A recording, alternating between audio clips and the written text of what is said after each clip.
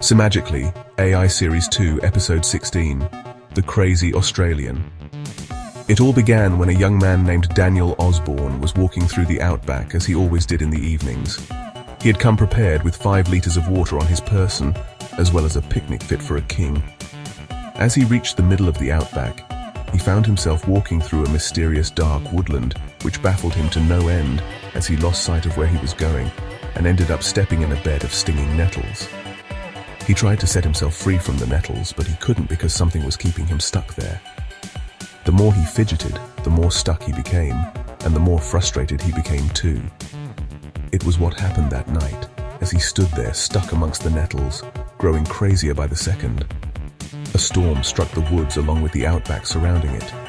As Daniel tried to keep warm, the thunder got louder, and a bolt of lightning struck him, surging thousands of electric volts into him.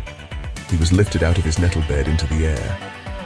As he was being electrocuted by the lightning, a series of bright flashes flickered through his eyes, and he was thrown across the ground until he landed face down on the hard, dirty, wet and cold woodland floor before clearing up.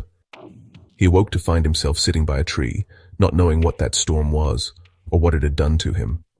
He soon found out as he got up, feeling lots of pain from the lightning and the wound he found on his chest. He rubbed the wound with his hand, felt a moment of relief, and took his hand away to find that his wound had healed. As he took in the fact he'd not only survived a violent storm but could now heal wounds just by rubbing them, he began to wonder what else he could do.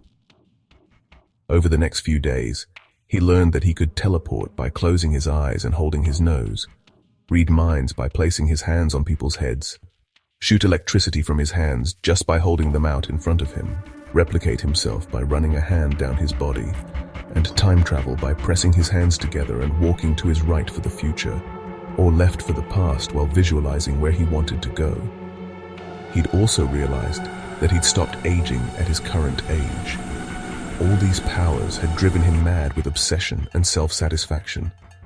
We know he could heal from normal wounds by rubbing the wound with his hands, but what about mortal wounds? At that moment, he walked into a branch that was sticking out from a tree without even seeing it, impaling him right through the chest. He surely is dead now, right? Oh no, what's this? He's waking up. His wound is healing very slowly. It's going to take a while before he's back on his feet. He's immortal. He cannot die. Crazy, huh?